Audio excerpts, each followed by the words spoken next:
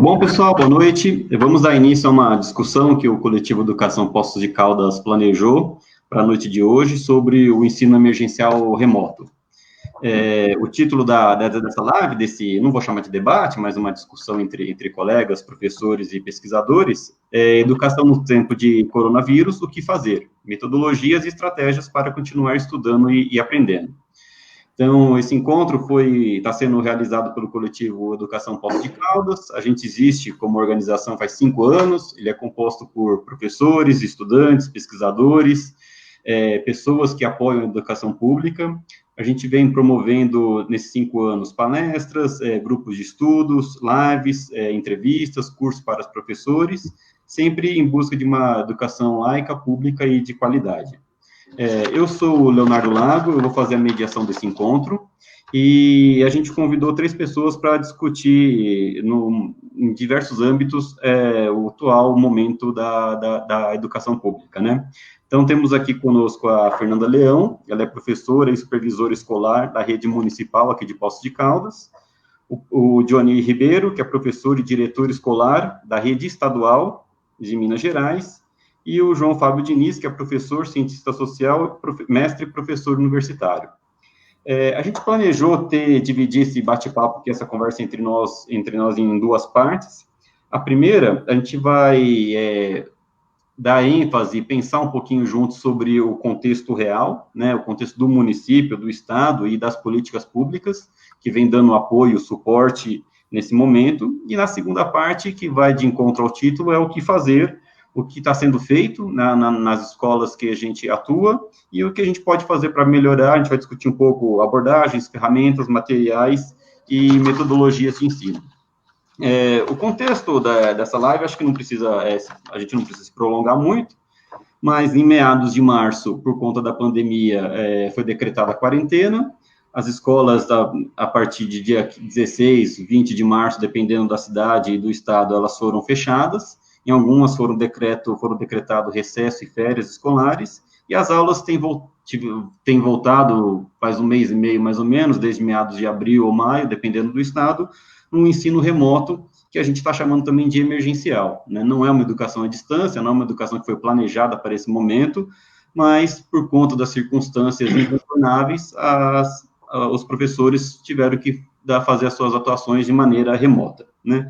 Isso é uma preocupação, porque isso vem, pessoas vêm refletindo sobre o aumento da desigualdade em relação à oferta entre a rede pública e a rede privada, né? Várias escolas particulares conseguiram se organizar de maneira rápida, eficiente, conseguem oferecer aulas em diversas plataformas para os alunos, em geral, têm conexão e têm equipamento em casa, né? E traz outra preocupação também é a falta de acesso tanto à internet quanto a equipamentos que os alunos da rede pública possam vir a experimentar, né?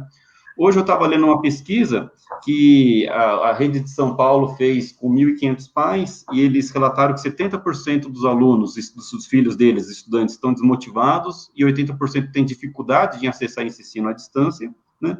E a questão do acesso, enfim, o nosso país é muito diverso e desigual, é difícil falar alguns números concretos, porque esse momento nós todos estamos tentando entender o que está acontecendo e buscando dados para ter uma opinião embasada, mas eu estava lendo que o estado do Piauí, por exemplo, só 10% dos alunos da rede pública têm acesso ao material, a essa educação online.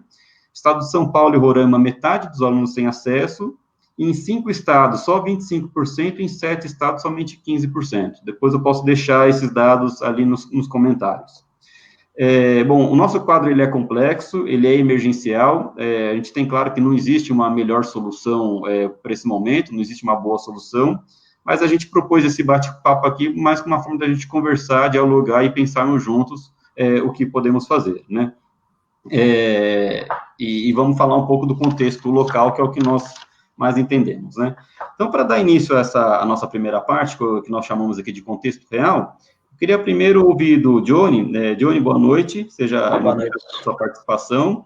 Queria que você contasse para a gente, na sua experiência de diretor escolar da rede municipal de Minas Gerais, quais foram as diretrizes que o Estado, que chega até você, que chega até o chão da escola, que o Estado forneceu, e o que você tem feito junto com seus professores para atender esse ensino remoto emergencial.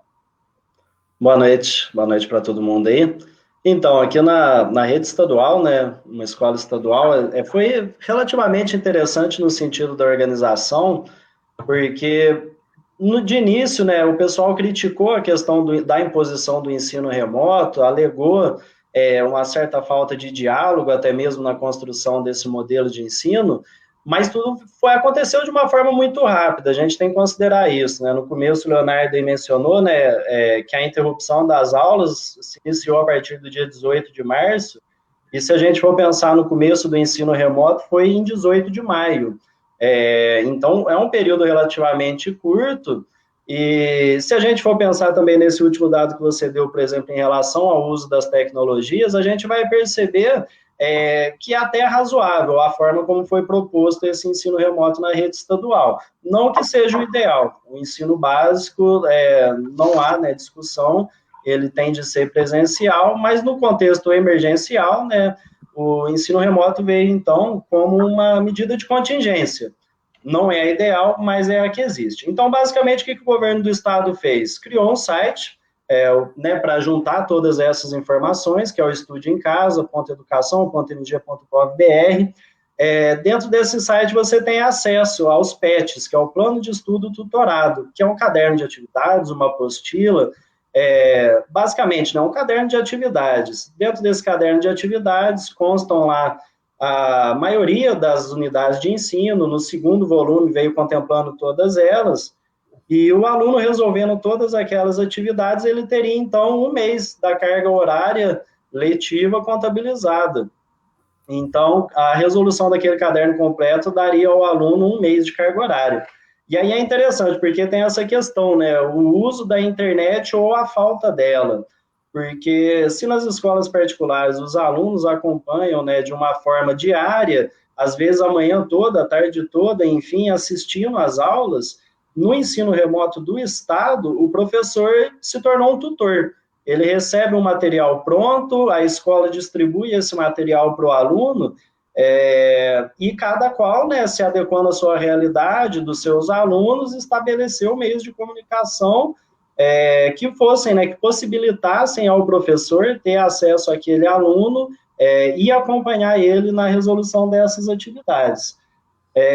Tem uma questão, né, uma disparidade até, pelo que a gente tem conversado aí, pelo que a gente tem visto de informação, de que o retorno realmente é um pouco baixo, né? A gente vê ali que nos anos iniciais tem uma parcela maior de alunos que acompanham, nos anos finais nem tanto. No ensino médio esse valor aumenta um pouco, mas no caso da escola que eu estou ali, é anos iniciais e finais.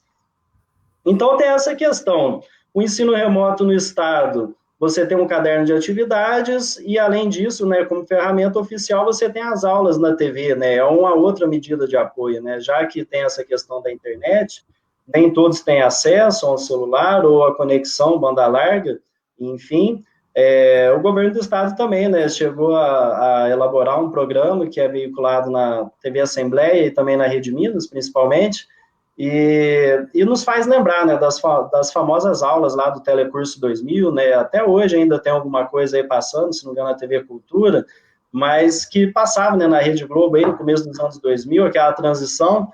Então é interessante de que houve esse interesse do governo em fornecer recursos variados, até mesmo para os professores, né, a escola disponibilizou os recursos que ela tem, computador, para quem precisava. É claro que ainda assim a internet depende do professor, mas de certa forma a gente observa isso. Foram oferecidas várias ferramentas, material impresso, material online, aulas na televisão, professor à disposição de segunda a sexta no seu horário comum de trabalho, mas infelizmente o retorno ele não tem sido aquém, né, do esforço.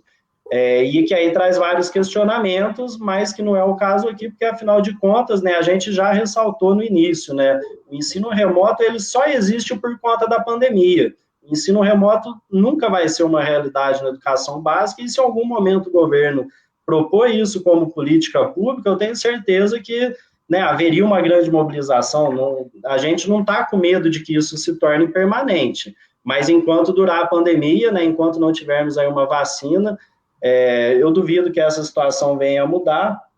E só para finalizar essa fala, a previsão, né, de retorno, só para a gente ter uma noção, né, o porquê da importância da gente discutir o ensino remoto, é que as projeções mais otimistas, né, dão como certo de que ele vai permanecer até o final de 2020, e talvez também se alongue pelo menos no primeiro semestre do ano que vem, considerando que, né, a chegada de uma vacina, a imunização das pessoas ainda levaria um certo tempo. Então, é importante a gente pensar sobre tudo isso. Johnny, muito obrigado pela sua fala. Você tem algum relato de pais ou professores ou alunos? Porque a gente fala muito do ensino remoto, a gente foca muito na escola e nos professores, mas eu tenho visto pouco espaço para fala de alunos. Você tem algum depoimento? O que os alunos falam para chegar até você sobre o que os alunos estão experienciando nisso tudo? As situações são variadas. Tem uma questão que é muito legal, né? A gente chegou a conversar informalmente antes, né? Que é do apoio psicológico, né? Que de certa forma a escola trazia aos alunos, né? Pela interação. Então, de forma geral, a gente tem observado pais estressados, né?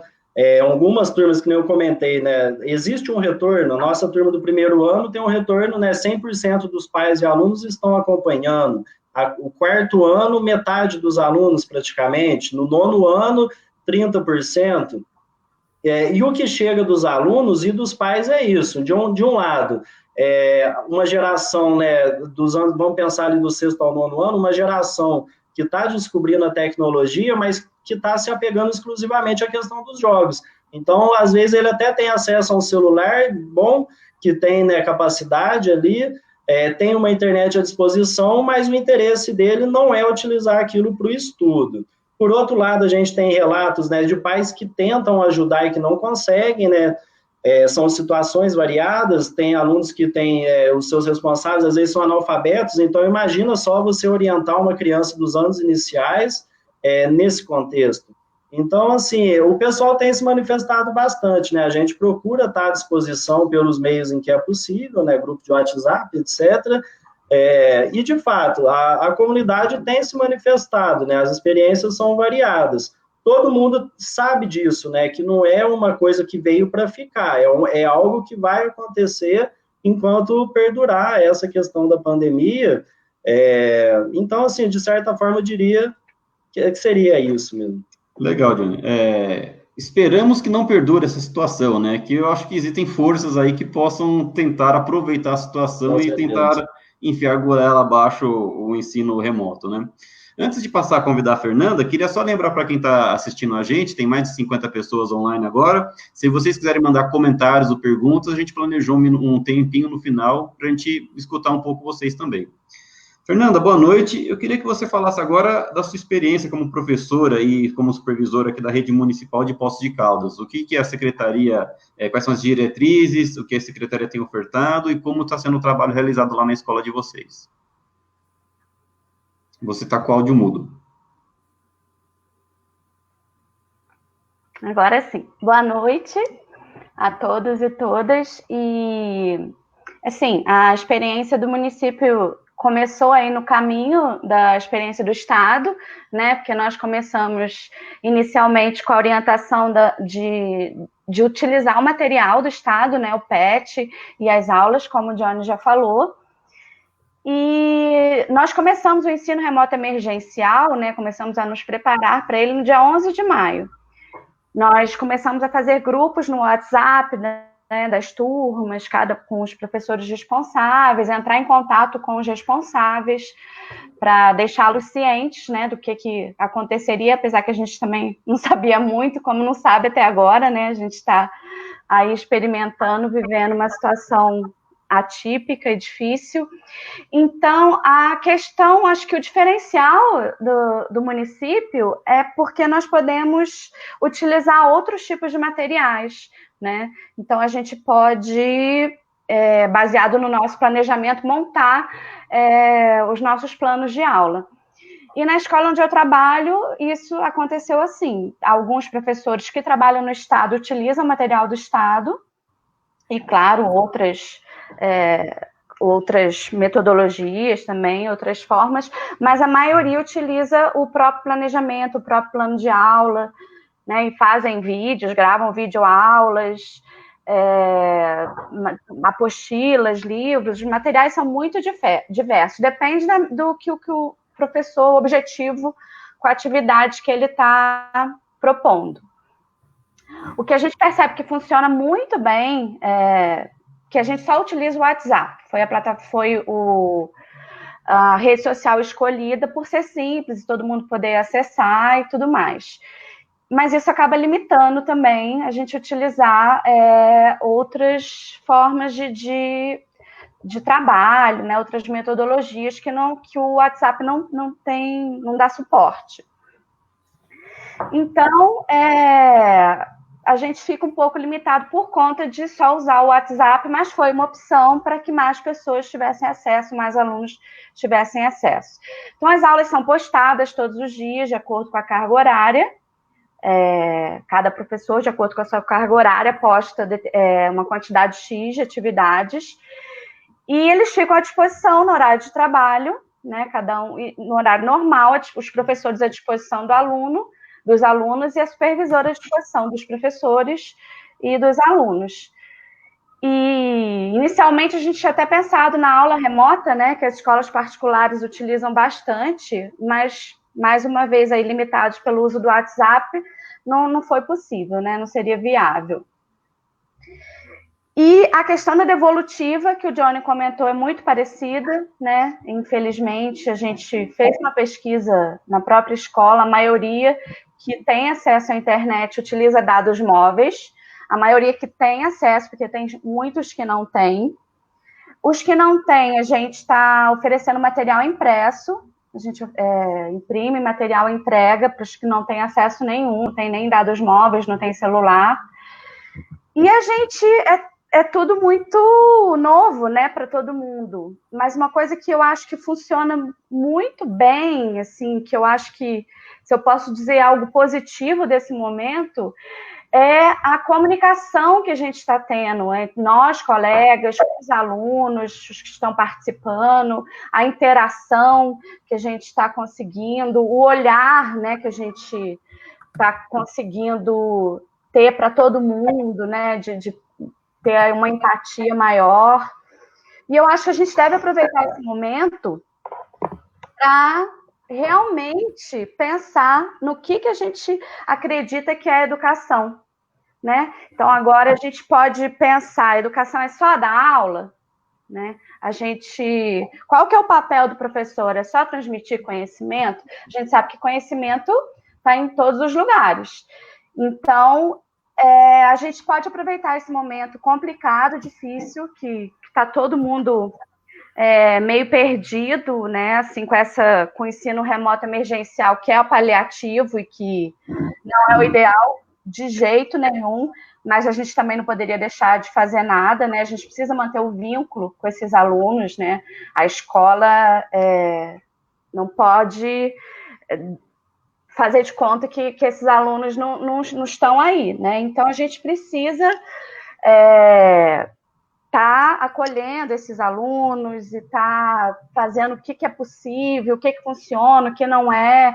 Nós tivemos a experiência de fazer reuniões pela plataforma Zoom com representantes de alunos e de professores, e foi bem bacana, assim, apesar de a gente não conseguir fazer com todos, mas foi uma resposta bem bacana, bem legal, e a gente está querendo explorar mais isso. Mas eu acho que a gente deve aproveitar essa época aí para a gente ter um olhar diferente sobre o papel do professor, o que é a educação, né? O que a gente quer, o que a gente acredita. Legal, Fernanda, obrigado. Então, até no momento de crise, aí a Fernanda relatou para a gente que está tendo uma comunicação até diferente, você acolhe mais, você é mais empático, né? Os momentos de crise também traz talvez essa humanidade mais à flor da pele, né? Você entende todos os problemas, porque todo mundo está com o mesmo problema agora, na mesma situação, mas tem uma situação que está pegando todos, né? De alguma maneira, pelo menos. Você falou de vínculo, me lembrou também uma pesquisa, acho que na mesma pesquisa que eu citei no início, tem uma preocupação grande com a evasão para o ano que vem, né? Se a criança ou adolescente perdeu o vínculo esse ano, para ele voltar para a escola no ano que vem seria mais difícil, e a nossa taxa de evasão do Brasil ela é relativamente alta, principalmente entre os jovens, né? Cerca de 20% dos jovens não terminam o ensino médio, então tem uma preocupação em manter o vínculo, acho que essa é a palavra mesmo, para que não aumente a evasão, né? E a gente pensa muito em acesso a dados na internet, mas tem o problema de acesso do equipamento também, né? Que uma coisa é trabalhar no celular, outra coisa é ter um computador que você possa escrever, pesquisar, né? E acho que o outro dado também que eu li recentemente é que só metade dos lares brasileiros tem um computador em casa, né? E são lares da classe A e B naturalmente, né? Então, esse dispositivo que tem na mão nas casas dos alunos da rede pública, em geral, é o celular, né? Mas, João, queria te trazer aqui para a conversa, para a gente sair agora desses dois contextos locais, né, o município e o estado, e pensando um pouco de política pública, em termos de política pública. Pegando aí o que o Johnny e a Fernanda trouxe para a gente, e ampliando nessa discussão, o que você acha que faltou como política pública? O que o Brasil, a federação, o estado poderia ter feito, em termos práticos, de dar mais suporte e acesso às escolas? Boa noite. Bom, boa noite, gente, boa noite, Leonardo, boa noite, Fernanda, boa noite, Johnny, boa noite a todo o pessoal que está aí acompanhando a gente. Primeiramente, eu gostaria, né, de parabenizar o pessoal do Coletivo Educação, eu tenho acompanhado o trabalho que eu fiz mais recentemente. Parabéns por essa mobilização de professores interessados em educação, com temas de discussão sempre pertinentes que vocês têm trazido.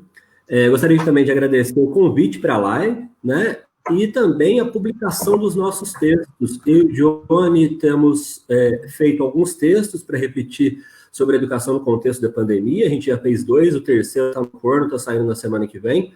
O terceiro, inclusive, vai ser aquele que a gente vai discutir mais questões pedagógicas sobre como, de repente, se desenvolver situações de aprendizado significativo no contexto remoto. Mas, voltando agora, então, às questões que foram discutidas e o seu questionamento, pensando aqui um pouquinho agora mais, de repente, como cientista social do que como professor.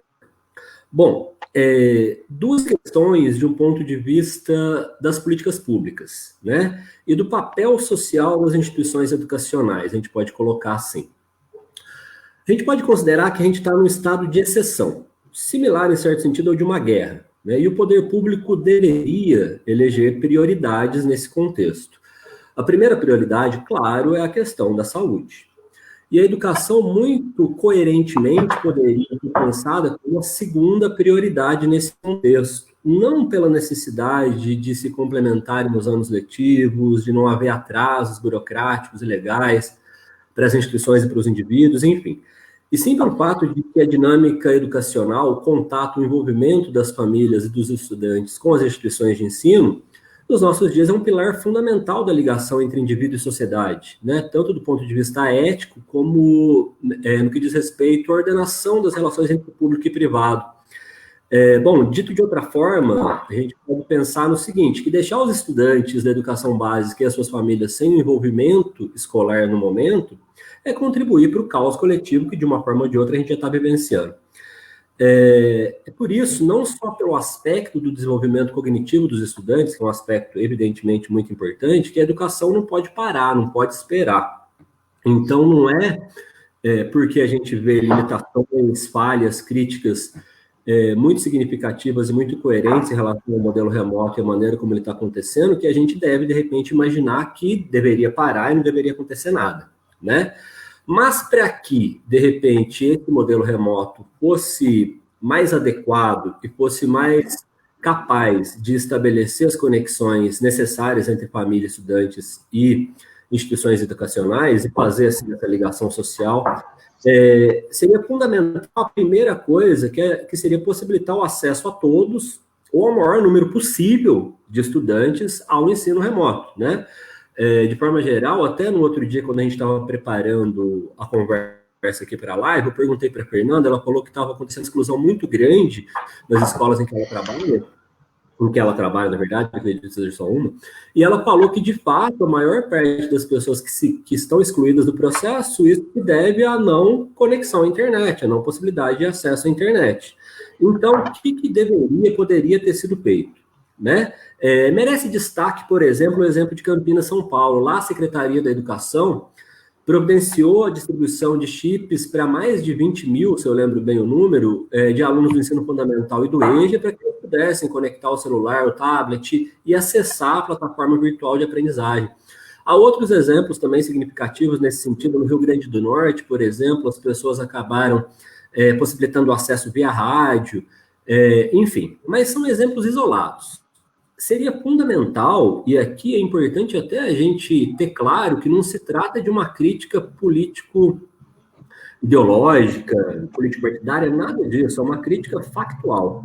Seria fundamental que tivesse havido um esforço unificado e unificador do Ministério Público, do Ministério da Educação, do Ministério da Educação, no sentido de estabelecer um plano para o momento, né, um plano geral, e para principalmente facilitar o acesso da população mais carente à internet e assim possibilitar o seu acesso às práticas educacionais que estão sendo desenvolvidas. O que houve, como a gente sabe, foram as secretarias estaduais de cada estado fazendo isso. Tanto é que os planos de ensino remoto diferem um pouco, né, tem certas variações de estado para estado. Então, isso é uma coisa que já não foi feita e, de uma forma ou de outra, a gente pode pensar que esse é um erro originário e que, em função disso, muita gente, igual o Leonardo citou, os números muito significativos, até triste a gente ouvir esses números de uma parcela tão grande, tão significativa da população de estudantes que está totalmente, né, fora do processo. A segunda coisa, não quero me alongar muito nessa parte, mas vamos lá, a segunda coisa é que as definições estaduais de como atuar no ensino remoto foram feitas sem a participação dos profissionais envolvidos diretamente, né, sem os gestores, sem os professores da rede pública. As escolas receberam as notícias, as orientações e o material remoto pronto e vamos lá, né, vamos que vamos. Isso é ruim, é incorreto, é contraproducente por dois aspectos. Primeiro, porque quem sabe de fato como agir em cada caso são esses profissionais que estão, né, no que a gente está chamando de linha de frente. Muito se fala dos profissionais da saúde que estão na linha de frente, os profissionais da educação que estão na linha de frente são os professores e os gestores das redes públicas, né? Então seria muito importante que eles tivessem voz nos processos decisórios em relação à definição de como desenvolver o ensino remoto.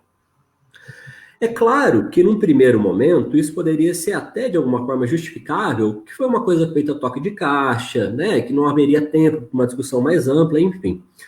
Mas isso foi no primeiro momento, quando fizeram em Minas, por exemplo, os primeiros patches, né, que apresentou uma série de problemas, a gente conversou sobre isso, eu conversei bastante com o Johnny, houve problema de plágio nos patches, de material de qualidade duvidosa, enfim.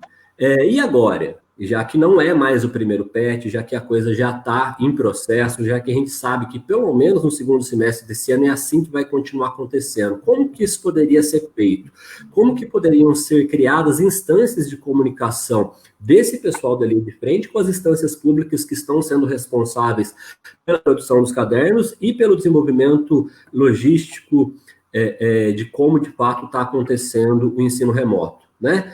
Municipalmente, inclusive, a gente poderia criar fóruns, conselhos de discussão associados à educação pública para discutir, aprimorar o funcionamento do ensino remoto? Tem como a gente pensar nisso? Então, são questões que, de repente, poderiam ser colocadas nesse contexto.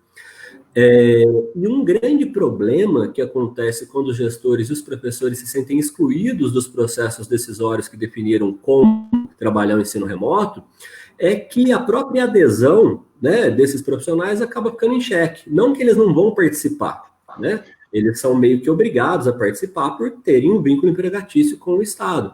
Mas eles não sentem identidade com esse tipo de trabalho que está sendo realizado, e isso faz com que, entre aspas, as pessoas também, por não acreditar no modelo que está sendo desenvolvido, por não terem tido voz no momento em que isso foi definido, as pessoas, até de alguma forma, compreensivelmente, acabam muitas vezes agindo meio que de má vontade com essa situação toda do ensino remoto, né?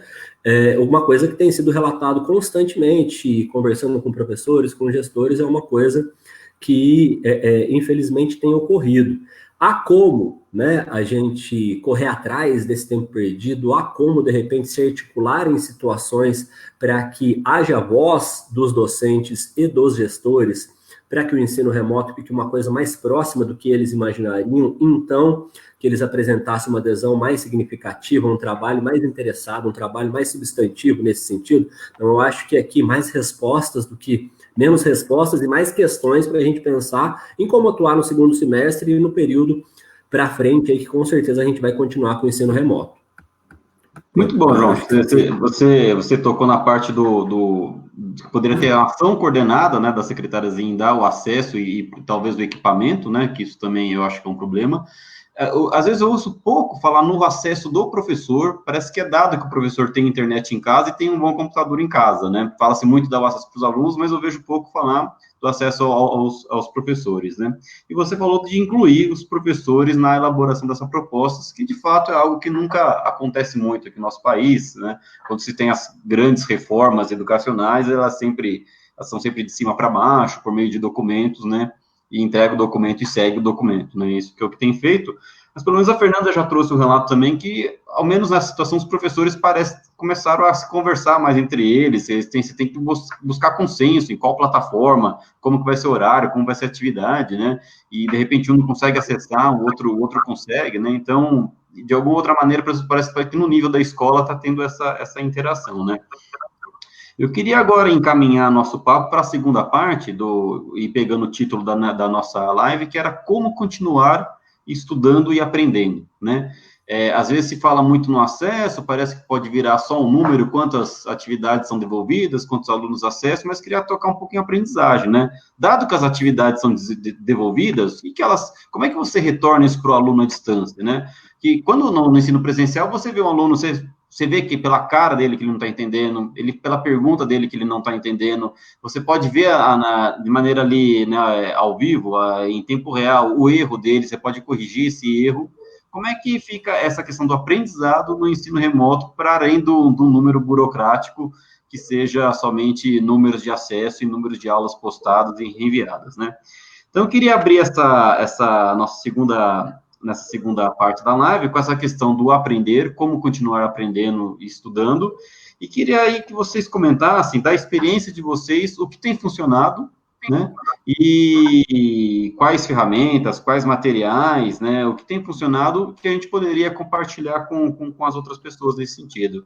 Johnny, queria começar com você, talvez, dar a palavra para ti, meu caro. O que está sendo de produtivo? E outra coisa que eu queria ressaltar também, a gente resolveu focar nessa live na questão conceitual, acadêmica, né, do aprendizado, mas não vamos esquecer que o papel da escola também tem a socialização, tem de trazer uma diversidade cultural, atividade física, um suporte emocional, várias vivências de arte, que a gente não optou por não conversar com isso agora, para a live não ficar muito grande, e resolvemos focar só nesse aspecto mais acadêmico, vamos dizer assim.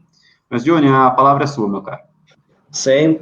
Então, de tudo que foi falado, né, pensando na realidade, no dia a dia, duas palavras aí talvez resumiriam, né? A primeira que é a questão da formação, a questão da tecnologia, né, dessa nova era tecnológica, né, uma das grandes revoluções da história da humanidade, é uma da que está desencadeando, né, consequências cada vez mais imprevisíveis, a formação tecnológica passou a fazer parte do cotidiano de todo mundo. No meu caso, por exemplo, que nasci na década de 90, peguei nessa transição, digamos, do analógico para o digital, vivenciei na pele, né, a internet mais lenta, a internet crescendo, enfim, busquei cursos de formação na época, né, gostava muito da tecnologia.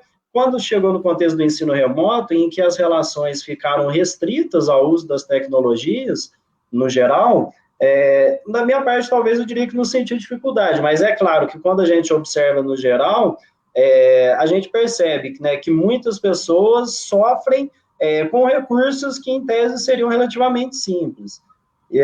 Então, de fato, a gente tem uma necessidade de formação, e a gente tem uma necessidade maior, né, que é o segundo item que eu comentei, que é o da comunicação, né, porque se a gente tem um retorno, né, pensando no ensino remoto, se a gente tem um retorno que é pequeno, não significa que ele é nulo, né, não significa que os alunos não estão se comunicando, eles não estão fazendo, não estão conseguindo realizar aquelas atividades.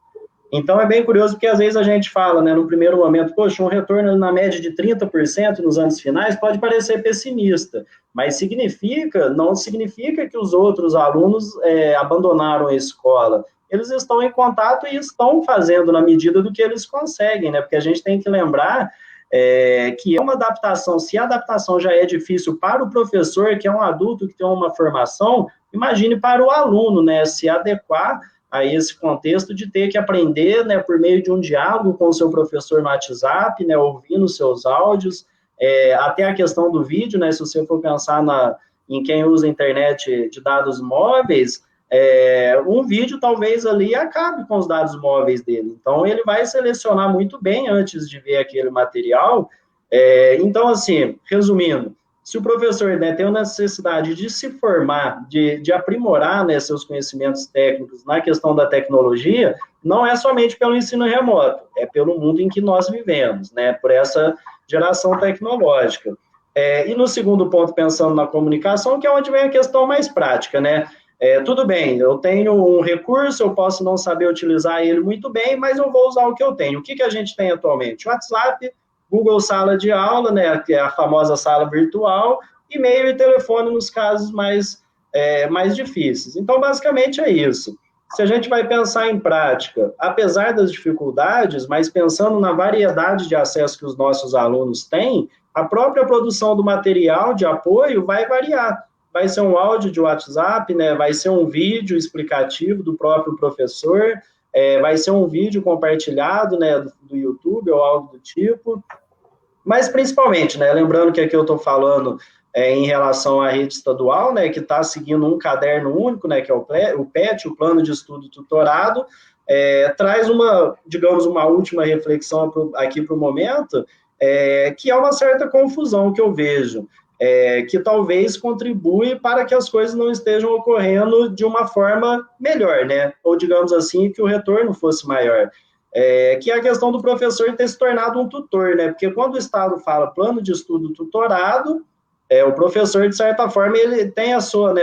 Ele é rebaixado, digamos assim, na sua atuação.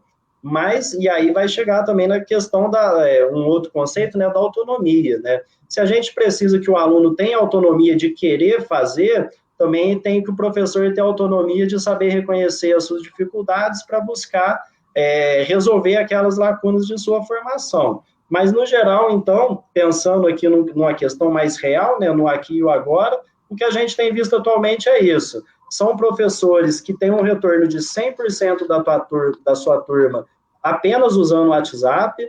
A gente vê professores que utilizam WhatsApp, sala virtual, e-mail e ligação telefônica, que tem um retorno de 50% da turma.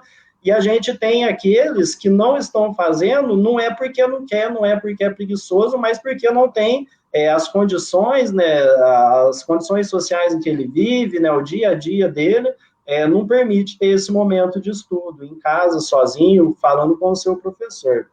Então, é interessante nesse ponto, né, a gente tem uma necessidade de formação e tem um desafio que é a comunicação com os alunos, né, como não excluir. A única forma de não excluir é abraçar todas essas possibilidades, seja uma ligação telefônica, seja um WhatsApp, seja uma sala virtual, quando o aluno já tem mais possibilidades, né?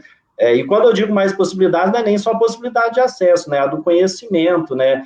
De conseguir manusear. Se a gente for pensar mesmo, às vezes um pai de aluno ou um aluno que tem um celular e tem internet, os aplicativos que ele usa, no geral, a gente poderia contar nos dedos, a maioria ligada às redes sociais ou questões de comunicação. Então, quando você coloca um aplicativo específico para uma sala virtual, né, por exemplo, causa estranhamento. Às vezes a pessoa não vai usar, não é porque ela não consegue, porque ela não tem internet para baixar, é porque se acomodou apenas na questão, por exemplo, do WhatsApp e o Facebook, né, se convencionou como os maiores meios de comunicação. Então, a gente tem esse desafio, né, de que as pessoas busquem, né, de forma autônoma a formação necessária, que pode vir de várias maneiras, para justamente enfrentar esse desafio, que é o de manter a comunicação e de manter o vínculo com o aluno, independente ali de qual recurso seja usado. Legal, Johnny. Eu gostaria que você fala aí de diversidade de material, né? Porque às vezes quando a gente estava com o livro didático, né, e no ensino presencial, a gente, em geral, só usava o livro didático, que era o que estava ali à mão, né? E agora, pelo menos, a gente começa a pensar em vídeos, em músicas ou animações, né? Já que o livro didático não está mais à mão, talvez pensar em diversidade de materiais seja uma boa solução, né? Eu tenho um colega também que falou que quando ele voltasse para a aula presencial, a aula dele já seria diferente, porque ele está elaborando muita coisa que ele vai aproveitar na aula presencial, né? Fernanda, conta para a gente um pouco do que você tem sentido na sua prática como professor, o que tem sido produtivo, como podemos melhorar, apesar da situação, a continuar estudando e aprendendo. Bom, vou insistir na questão de modificar o olhar. Né, se a gente continuar achando que a educação é só para transmitir conhecimento, realmente o ensino remoto, que já não é bom, não vai servir para nada. E o que eu vejo, assim, quando a gente está na educação, a gente tem que considerar todo o contexto, né? Então, a gente tem muito essa questão de considerar o contexto do aluno, né, na escola onde eu trabalho, eu acredito que na maioria das escolas. E agora, a gente tem esse contexto do aluno, né, a gente não imagina o que essas famílias estão passando, né, mas também a gente tem que considerar o contexto que os profissionais também estão vivendo. Está todo mundo vivendo uma pandemia, né, claro que não da mesma forma, né, está todo mundo na mesma tempestade, mas não no mesmo barco. Então, a gente precisa desse olhar empático, né? Tanto para os alunos quanto para os profissionais, os pais em relação aos professores. E é muito bacana a gente perceber que isso está acontecendo, mesmo que tem uma distância física, mas que essa comunicação está acontecendo, que a gente se preocupa, se une para ajudar um aluno que está com um problema de saúde e que precisa fazer um exame que vai demorar no SUS, e a gente faz uma vaquinha para ajudar. Então, o momento é esse, de solidariedade, de repensar, né, como... acho que você falou do teu amigo, que vai ser diferente. Não, a gente não pode voltar para as aulas presenciais do jeito que a gente parou, né? A gente tem que voltar diferente, o olhar tem que ser outro, e a gente tem que aproveitar esse momento para isso, né? Em questão de tecnologia, eu vejo assim, muito bacana o relato de alguns professores e algumas professoras que não sabiam nada, não sabiam mexer em nada, e que agora aprenderam, e que a autoestima tá elevada, que aquilo fez bem para a pessoa. Então é bacana, assim, claro que a gente vai ter sempre uma série de problemas, né, na educação pública, principalmente, mas a gente está fazendo a nossa parte e tentando aí o melhor dentro dessa situação, né? Que nunca... Navegar nessa tempestade, né? Alguns com bote a remo, outros com Titanic, né? Mas sim, essa é a história, essa é a nossa história. Exatamente. Pois é. João, você tem experiência, né, com metodologias ativas, Você acha que alguma dessas inovações, essas metodologias poderiam ser usadas aí no contexto do ensino remoto? Que você jogasse algumas ideias aqui para a gente, lembrando que a gente está já encaminhando para o nosso final, você teria ali, estamos 45 minutos já, vou pedir para você ser um pouco conciso, tá? Certo, Leonardo. Vamos lá, então. Na última vez que a gente conversou sobre isso, eu acredito que eu apresentei mais questões teóricas, e hoje eu pensei em apresentar um exemplozinho, vamos tentar apresentá-lo de maneira sucinta. Então, bom, inclusive para convidar as pessoas para conhecerem o próximo texto que a gente vai fazer e vai divulgar pelo Coletivo de Educação, vai ser um texto que vai tentar refletir exatamente sobre como construir situações de aprendizado significativo no ensino remoto. E a gente acredita, como eu falei antes, eu estou fazendo esses textos em parceria com o Johnny, que algumas ideias associadas às metodologias ativas de aprendizagem podem ser muito frutíferas nesse sentido.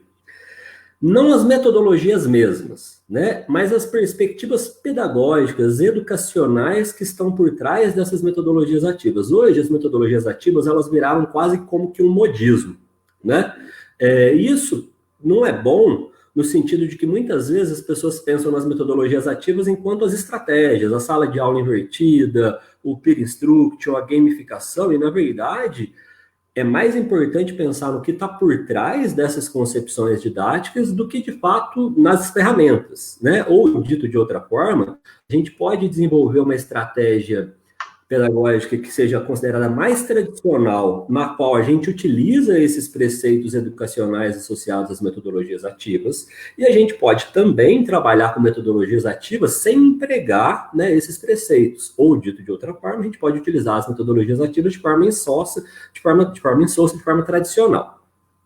Uma questão muito importante que é pensada quando se discute as metodologias ativas é que elas são muito valiosas para se trabalhar a autonomia do estudante, Muito se fala que é essencial que o estudante construa o seu próprio conhecimento, algo que tem muita ligação com o tal do protagonismo do estudante, que também é uma ideia de vanguarda que se discute muito atualmente.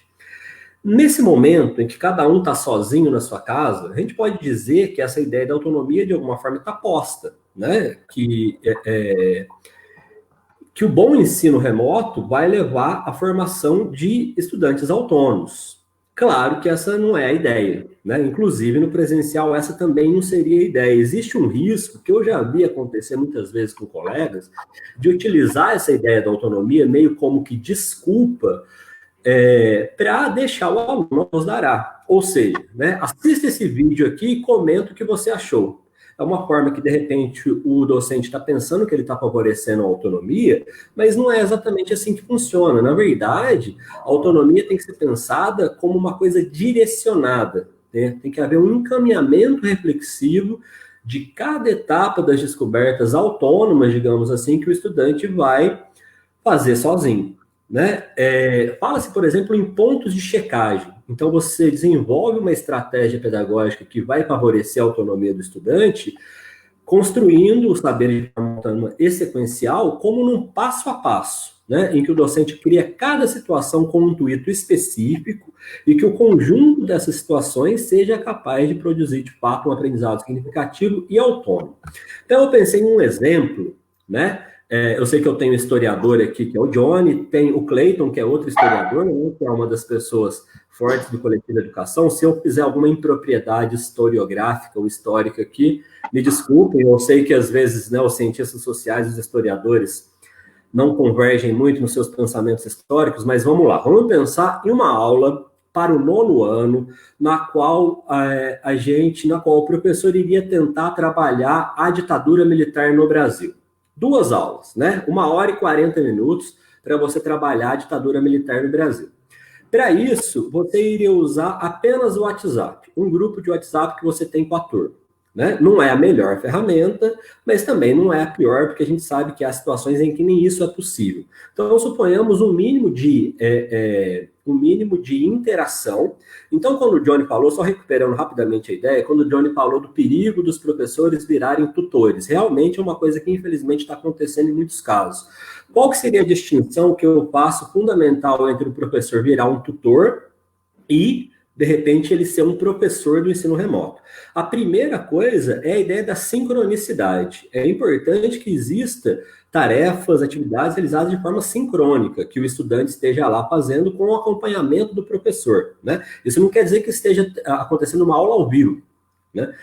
O professor vai lá, passa uma coisa no WhatsApp e ele fica ali naquele mesmo período de tempo para assessorar os estudantes.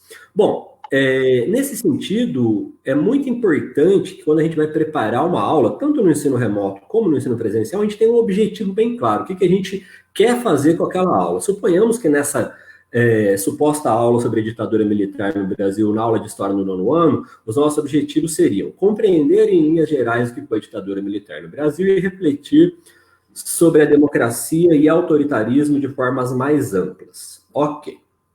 Então, como que é uma boa aula por momento, hein, João? Eu gostei do exemplo, é uma boa aula por momento. Bem pensado. A escolha não foi aleatória.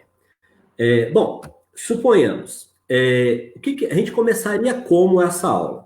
A gente começaria passando 2 textinhos em Word de meia página para os alunos do 9º ano, né, respeitando a etapa da evolução educacional que eles estão, não é a mesma coisa que dar aula de ditadura e democracia para o ensino superior. A gente passaria 2 textinhos básicos definindo de forma geral, de forma não histórica, né, não associando ao contexto brasileiro. Olha, democracia é isso, autocracia, né, o autoritarismo é isso. É importante aclarar nesses textos que na democracia há total liberdade do cidadão, desde que ele não coloque em xeque instâncias fundamentais pétreas da vida em sociedade, aquela ideia de que o seu direito acaba quando começa do outro e tudo mais. Ok, bacana, fizemos isso. Os alunos leram os textinhos. Agora, cada um faça um mapinha conceitual, diferenciando as noções básicas do que é ditadura e do que é democracia. Bacana. Feito isso, a gente assistiria um vídeo, né? Fiquei preocupado quando o Johnny falou que muitas vezes os dados móveis das pessoas acabariam rapidinho. Assistiríamos um vídeo documentário sobre a ditadura, um vídeo de 15 minutos. Eu mesmo procurei alguns hoje à tarde aqui na internet e há vídeo de qualidade, né? Contando a história da ditadura militar do Brasil, 15 a 20 minutos. Bacana, todo mundo assistiu. Próxima etapa, a gente está pensando em uma aula de 1h40. Vamos fazer agora um fórum de discussão. Um fórum de discussão em que todo mundo tenha que participar com uma resposta. A sua resposta pode ser uma resposta direta à pergunta, pode ser um comentário fundamentado na resposta do seu colega, no comentário do seu colega, a resposta de outro, enfim, né? A gente vai criando um ambiente de interação. A pergunta seria: como os acontecimentos da ditadura do Brasil evidenciam a distinção entre democracia e autoritarismo? Bacana. Os alunos fazem esse fórum, o docente intermedia esse fórum e, feito tudo isso, é o momento, então, da aula expositiva do docente. Então, nesse momento, ele vai associar as ideias mais conceituais com as realidades históricas do país, no contexto da ditadura. Depois, ele levantaria uma questão para a gente trazer a discussão para o contexto atual. Ele levantaria a seguinte questão: é uma medida autoritária, ditatorial, obrigar os cidadãos ao uso das máscaras? Né? E, nesse momento, muitos estudantes talvez falassem que sim, que provavelmente sim, que isso você está obrigando o cidadão e tal. Aí o docente traria uma seguinte discussão: e seria uma medida ditatorial se, ao ver um cidadão sem roupas na rua, a autoridade pública fizesse com que, né, encaminhasse ele ou fizesse com que ele vestisse roupa? Aí todo mundo falaria não, porque afinal de contas você estaria atentando contra, né, uma cláusula pétrea da vida em sociedade, que é o atentado ao pudor. Bacana. E em relação à máscara? Ah, não, em relação à máscara é a mesma coisa, porque você está atentando contra a saúde pública, contra a segurança sanitária da comunidade. Então, a gente conseguiria estabelecer essa reflexão de forma mais ampla. Depois disso, você pediria, então, para as pessoas redigirem um pequeno parágrafo evidenciando a relação entre, né, andar nu na rua e atentar contra o pudor, andar sem máscara, atentar contra a saúde pública, evidenciando que as duas situações fazem parte, sim, de uma democracia. Por quê? Porque a democracia você não pode fazer o que você quiser, você pode fazer o que você quiser desde que você não coloque em xeque os direitos comunitários, societais das outras pessoas. Feito tudo isso, né, no final das contas, a gente poderia fazer um pequeno quiz para fechar essa aula, lembrar questões mais conceituais da distinção entre democracia e autoritarismo, e pensar sobre essas questões mais atuais que foram colocadas, um quiz de 4, 5 perguntas, que cada um responderia sozinho e depois mandaria uma fotografia das respostas para o professor. Nesse último caso, a gente estaria evidenciando, a gente estaria colocando em prática ainda uma estratégia muito interessante, que é a do Retrieval Learning Strategy, né? Que é a ideia de você recuperar elementos que você já trabalhou para que isso fique mais sedimentado na reflexão e na cabeça do estudante. Com esse exemplo, a gente chega também em outro aspecto diferencial das metodologias ativas, que é a qualidade diferencial das interações que se processam. As interações entre estudante e estudante, já que a gente teve o fórum, as relações entre docente e estudante, já que houve vários tipos de comunicação e interação entre o professor e os estudantes, e ainda entre o conteúdo, né, o conteúdo programático e os estudantes, já que a gente trabalhou o conteúdo de várias formas, com texto, com vídeo, com discussão, com fórum, com quiz. Agindo dessa forma, só para finalizar, a gente pode estar concorrendo para outro aspecto chave das metodologias ativas que sustentam as perspectivas teórico-educacionais das metodologias ativas, que é o chamado aprender a aprender, né? Tanto se fala na nossa era da adaptabilidade como algo essencial, né? Toda a questão da pandemia traz isso de uma forma exacerbada até para todos nós, a ideia de que a sociedade está em constante transformação, que o mercado de trabalho está em constante transformação e tudo mais, e que é necessário que você aprenda a aprender para que você tenha a capacidade de se adaptar a novas situações desse mundo da sociedade da informação, que está em constante transformação e tudo mais. Trabalhando dessa forma, a gente poderia estar, de fato, de forma substantiva, explorando elementos das metodologias ativas para desenvolver uma prática pedagógica significativa e utilizando um simples instrumento para comunicação, que seria o WhatsApp, né? Não sei se esse exemplo foi significativo para trazer essas reflexões, para pensar em como a gente pode desenvolver uma prática significativa, uma prática em que o conteúdo seja, assim, possível de trazer a produção de saberes, habilidades, competências, enfim, mas eu achei mais interessante, de repente, trazer as reflexões associadas a um exemplo. João, acho que ficou ótimo. Lembrando que os aspectos mais teóricos, o João e o Johnny estão escrevendo num texto que a gente vai divulgar na página do Facebook do coletivo. E acho que foi muito prático, acho que foi bastante significativo, eu gostei bastante, escolhendo a temática, o uso das máscaras, inclusive tem um lance de conscientização, o professor de biologia, de ciência, poderia falar de novo do vírus, o professor de português poderia falar um pouco de linguagem, né? Daria até para fazer um trabalho com outras disciplinas, João, eu acho que foi ótimo. Pessoal, eu queria a gente encaminhar já para o final aqui da nossa conversa, e a gente recebeu vários comentários e perguntas aqui no site, aqui no Facebook, na página. Eu estou pensando em fazer o seguinte, eu vou fazer uma pergunta para cada um, e vocês já fazem também as considerações finais. A gente está quase com 1 hora de live, então vocês já fazem considerações finais, uma despedida, e se quiserem encaminhar ou dar alguma pista, algum toque aí sobre essa pergunta, acho que já ficaria melhor a nossa dinâmica dessa forma, tá?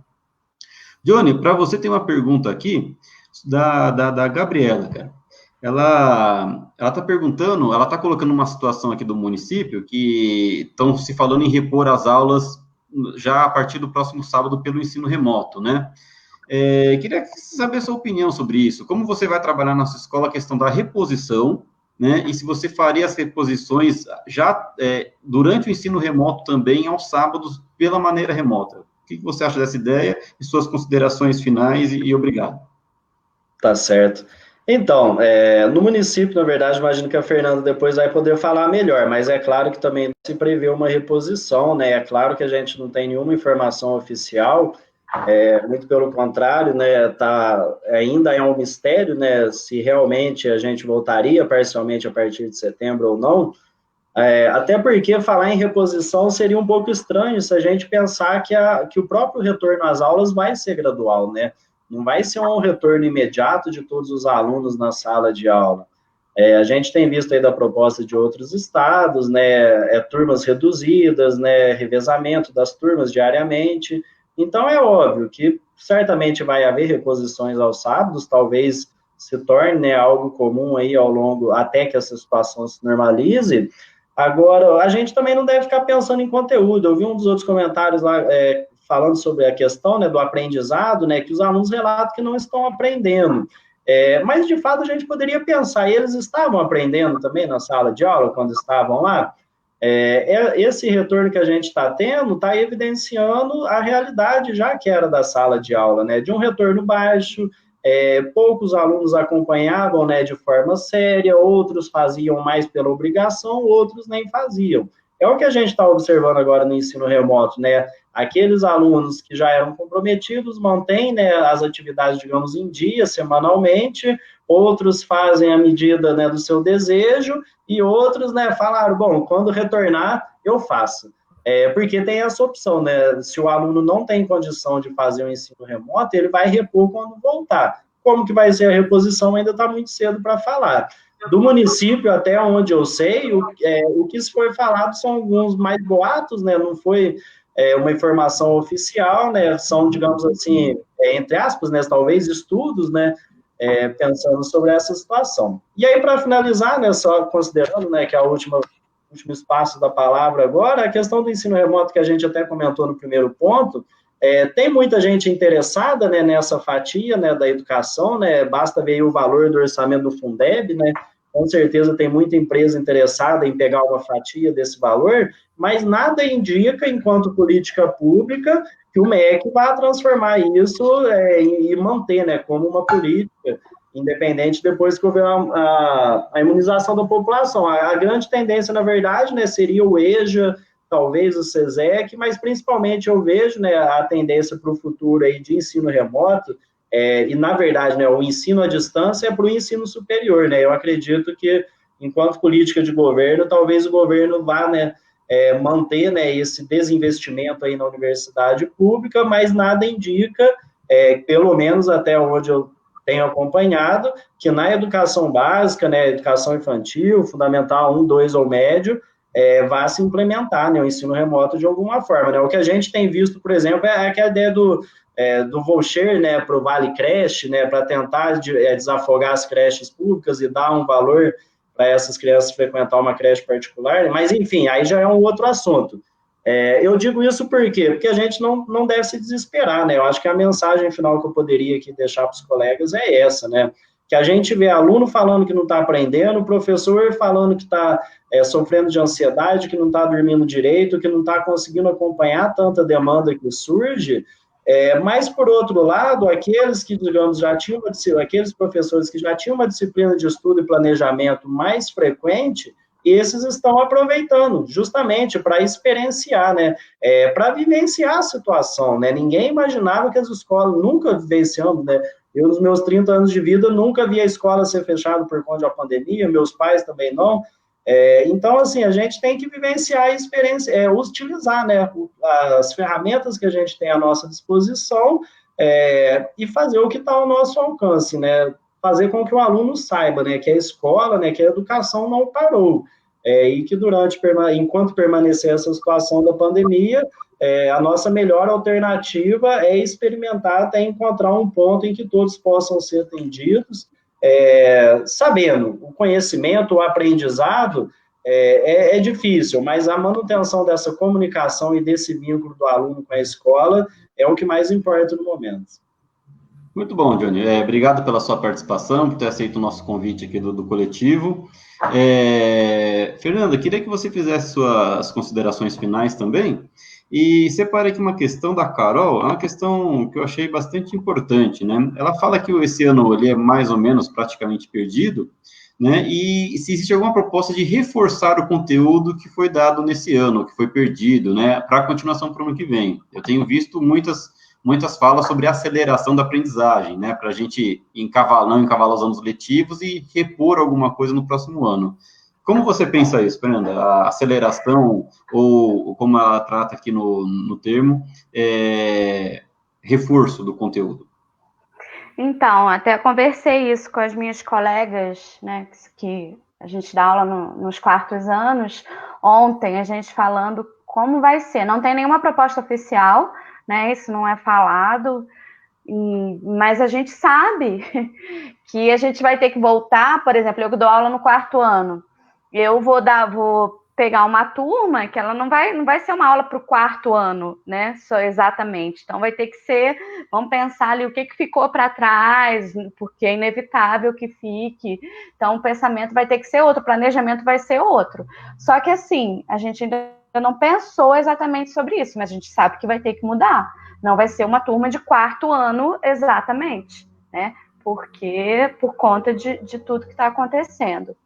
E o que eu quero deixar assim, para a gente pensar, é a questão de volta às aulas presenciais. É uma coisa que me preocupa bastante, e a gente vê que está acontecendo em alguns lugares, aqui no Brasil mesmo, e eu acho que a gente precisa ser ouvido sobre essa volta às aulas presenciais, né, que nós estamos na linha de frente, então a gente precisa dar a nossa opinião, e a gente precisa... a nossa opinião precisa contar nessa questão. É uma coisa que tem me preocupado, tenho ouvido algumas coisas, assim, lógico, não tem nada certo ainda, né, até porque por conta da situação, mas eu acho importante a gente ficar atento a isso. E vamos pensar aí, não tem que ficar igual, professor não dorme, a gente também tem que, o olhar empático também tem que ser conosco, né, a gente tem que estar também sabendo que a gente, de repente, não vai estar bem, não vai fazer o ideal, não vai ser tão legal quanto a gente gostaria, e tudo bem, porque a situação é atípica, e é isso. Eu concordo com você também, Fernando, sobre a volta, né, a volta ao presencial. Acho que ela tem que ser feita com muito cuidado. A Itália, como a gente sabe, ela está alguns meses na nossa frente em termos da pandemia. Lá as escolas não voltaram, estão de férias de verão, elas vão voltar a partir de setembro, e eu estava conversando com um colega lá, eles falam que as escolas, enfim, todas as adaptações da mais diversidade diversa possível, mas tem escolas comprando computador para os alunos, tem escola dividindo salas ao meio, e contratando o dobro de professores. Então, tem prefeituras lá contratando muitos professores, que a ideia é fazer turmas de 10, 12 alunos no máximo, né, em horários alternados, para manter o distanciamento social mesmo nisso, né. São Paulo tem um plano mais ou menos estruturado, de rodízio, né, cada dia vai 20 ou 30 alunos, né, eles vão ter em escalonada, ela precisa ser, de fato, bem feita. E uma pesquisa hoje da Fiocruz sobre o Rio de Janeiro foi estimado que, se as aulas voltassem em agosto, teria ao menos mais 3 mil mortes contabilizadas só por conta do retorno às aulas, né? Muito obrigado, Fernanda. E para o João, a Fernanda falou bastante em ressignificar a educação, né? E a gente tem muita essa discussão do novo normal, qual que é o novo normal, né? E aí algumas pessoas falam nisso querendo voltar para o normal anterior. Só que a gente pode pensar também que o normal anterior não era muito bom, né? Talvez a gente mudar para um normal melhor seja possível, né? Como que você enxerga isso na escola, por exemplo? E aí eu peço para você ser conciso e também respondendo essa pensamento, e dar suas considerações finais, por favor. Com certeza, Leonardo. Uma coisa que a gente tem também discutido em outras ocasiões é o seguinte. Primeiro, eu só queria voltar uma coisinha que eu falei antes, mas ficou meio que inacabada, que era a seguinte: a questão da diferença tutor-professor, que também é a diferença básica entre o ensino remoto e o EAD. Quando o Johnny comentou, eu falei assim, olha, uma coisa diferencial do tutor para o professor, ou do ensino remoto para o EAD, é que no ensino remoto espera-se que haja uma interação sincrônica ao mesmo tempo do professor com os estudantes. Além disso, o tutor, ele é apenas aquela pessoa que passa o conteúdo e recebe o conteúdo feito. Infelizmente, no Estado, com os PETs e essa coisa toda, é uma situação que de fato tem acontecido, é uma situação que realmente os professores podem ter virado meros tutores. Essa é uma situação preocupante, inclusive a gente estava pensando no futuro. Por quê? Porque se de repente a gente chega numa situação em que os professores do Estado de fato viraram tutores, eles não são mais professores, As grandes empresas de telecomunicação, evidentemente, querem lançar os seus tentáculos para esse negócio lucrativo, que é a educação pública, eles vão poder falar isso, olha, o negócio está funcionando sem tantos professores, né? Então, eu acho que até uma afirmação muito importante da classe docente no momento é se afirmar enquanto professores. Para você ser professor, para você ser docente, você não vai ser aquela pessoa que passa o conteúdo e que recebe o conteúdo, né? Você vai ser a pessoa que cria interações significativas de aprendizado e que, a partir disso, né, de fato, você tem o seu ofício de docente, que não é o ofício de passar e receber conteúdos.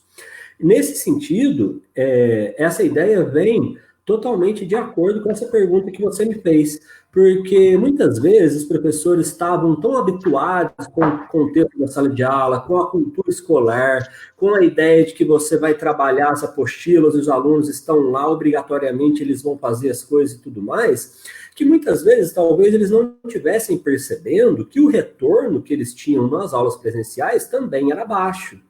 Né? O retorno, estou dizendo assim, no sentido das pessoas que de fato estão interessadas, estão fazendo tudo de uma maneira adequada. Existia o retorno daquelas pessoas que estão ali na obrigação, tenho que ir na aula, estou matriculado e aquela coisa toda. Né? Então, de uma forma ou de outra, pensando aqui, né, de alguma maneira com o copo meio cheio, pensando de alguma forma otimista, a gente pode até dizer que essa situação do ensino remoto descortina situações que já eram problemáticas no ensino presencial, que pode, sim, então, pensar, né, a partir das readequações que são necessárias para o ensino remoto, pensar em readequações importantes também para quando a gente voltar, né, para o ensino presencial. Ou, pensando de uma forma um pouco otimista, que os esforços que a gente vai fazer agora para conseguir engajar, envolver e produzir situações de aprendizado significativo, sem a presencialidade, pode fazer de todos nós professores ainda melhores quando voltarmos à presencialidade. E eu acho que essa é uma grande mensagem que pode ficar para todos os professores, inclusive no sentido de motivação, inclusive no sentido de autoafirmação, inclusive no sentido de valorização da profissão docente, que tantas pessoas têm ficado chateadas, deprimidas, tristes com o contexto atual, e a gente poderia pensar sobre esse outro prisma, inclusive para ver essa situação toda de uma forma positiva, não no sentido de que as coisas estão dando certas, não no sentido de que as coisas foram bem feitas do ponto de vista das políticas públicas, nada disso que a gente sabe que não foi. No ponto de vista de nós, enquanto educadores, enquanto pessoas que amamos nossas profissões, e enquanto pessoas que queremos continuar professores, não tutores. Então, a minha mensagem final seria essa. Queria aproveitar 30 segundos só para falar sobre uma coisinha, uma divulgação, né? É um curso gratuito, tá? Se fosse um curso com fins lucrativos, eu acharia inadequado divulgar aqui. É um curso que eu vou dar com 2 amigas, né, pela instituição que eu trabalho, sobre exatamente como articular o aprendizado significativo no ensino remoto. Vai ser um curso de 6 horas a aula, que na verdade vão ser duas aulas de 2 horas, vão acontecer nos dias 5 e 6. Quem quiser, de repente, quem tiver interesse nesse curso, é só me adicionar no Facebook, João Fábio Diniz, só que lá eu tô com cabelo, certo? Então, se alguém, de repente, tiver dificuldade, na verdade, esse visual aqui não faz parte da minha elaboração estética, foi um acidente de corte de cabelo na quarentena. Então, quem quiser me adicionar, tô lá para isso. Beleza? E mais uma vez agradecer e parabenizar vocês do coletivo pelo excelente trabalho, excelente e importantíssimo trabalho que vocês fazem. Muito obrigado, parabéns. Legal, João, muito obrigado. Gostei do seu termo descortinar, né? Que de fato as questões de desigualdade e acesso, equipamento já eram dadas, né? O que a situação do ensino remoto emergencial ela escancara, ela põe isso na cara, né? Eu acho que como síntese aqui, a gente poderia falar de vínculo, né, que é importante, a educação tem que continuar, não me lembro, acho que foi o Johnny que usou esse termo, né, manter o vínculo dos alunos, seja o vínculo acadêmico, o vínculo social, o vínculo emocional, de apoio, de suporte emocional, né, e tendo olhar para essa desigualdade que às vezes a gente pensa só entre a diferença entre o ensino público e privado, mas a desigualdade que pode estar gerando dentro de uma mesma sala da rede pública, né? Alunos que operam, têm condições um pouco melhores, não só de equipamento, mas de estrutura familiar e de cultura de estudo, são autônomos e conseguem acessar, entregar as atividades, e alunos que já vinham com alguma defasagem de aprendizagem, com alguma dificuldade, e esses são deixados mais à margem ainda, né, que não tem um apoio mais presente e outras dificuldades, não só do acesso, mas as dificuldades de conseguir trabalhar, né. E acho que fica aí como para a gente pensar no esforço coletivo de como recuperar essa defasagem, né, de quando a gente estiver no ensino presencial, o ano que vem, muito provavelmente, com alguma segurança, como que a gente recebe esses alunos, né, consegue ter o engajamento produtivo deles com o conhecimento e também com o conteúdo que ficou deixado para trás ou de maneira não muito bem trabalhada, né. Queria agradecer muito a vocês três novamente, foi um prazer estar aqui conversando, debatendo e aprendendo com vocês. Pessoal, espero que vocês tenham gostado, eu consegui aqui recuperar algumas das questões que chegou. Fiquem de olho aí na página do nosso coletivo, curta, compartilhe e fique atento às outras atividades que a gente vai promover ainda nos próximos meses. Tudo bem? Queria dar uma boa noite para todo mundo e obrigado. Valeu. Tchau, gente. Boa noite.